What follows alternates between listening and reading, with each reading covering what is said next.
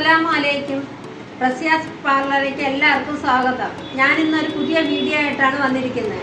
Banana കേക്കിൻ്റെ റെസിപ്പിയാണ് ചെയ്യാൻ പോകുന്നത്. ആദ്യം 2 പഴം ജാറിലോട്ട് അരിഞ്ഞിട്ടതിന് ശേഷം അര ബൗൾ പഞ്ചസാരയും കൂടെ ചേർത്ത് കൊടുക്കണം.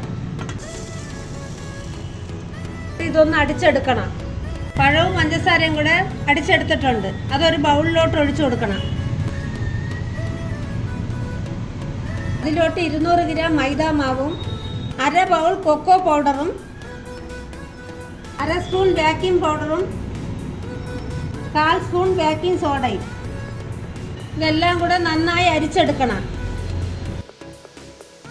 ഇതിലോട്ട് അര ബൗൾ എണ്ണ ഒഴിച്ചു കൊടുക്കണം. സൺഫ്ലവർ ഓയിൽ നല്ലതുപോലെ മിക്സ് ആക്കണം. അര ഗ്ലാസ് പാലും കൂടെ ചേർത്ത് കൊടുക്കണം.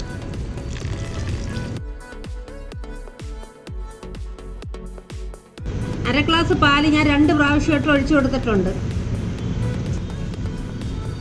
ഈ വീഡിയോ കാണുന്നവരെല്ലാം ലൈക്ക് ചെയ്യാനും ഷെയർ ചെയ്യാനും സബ്സ്ക്രൈബ് ചെയ്യാനും മറക്കല്ല്. സബ്സ്ക്രൈബ് ചെയ്യാത്തവർ പുതുതായിട്ട് കാണുന്നവരാണെങ്കിൽ സബ്സ്ക്രൈബ് ചെയ്യണം. നിങ്ങളുടെ എല്ലാവരുടെയും സപ്പോർട്ട് എനിക്ക് ആവശ്യമാണ്.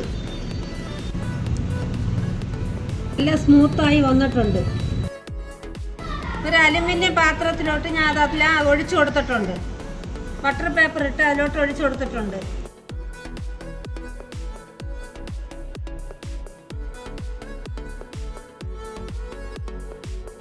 45 മിനിറ്റ് വരെ നമുക്കത് നല്ലതുപോലെ കുക്ക് ചെയ്തെടുക്കണം. അങ്ങനെ 45 മിനിറ്റിന് ശേഷം നമ്മളുടെ ബനാന കേക്ക് റെഡി ആയിട്ടുണ്ട്. നല്ല സോഫ്റ്റായിട്ട് ഇരിപ്പുണ്ട്. നമുക്കൊന്ന് പുറത്തെടുക്കാം.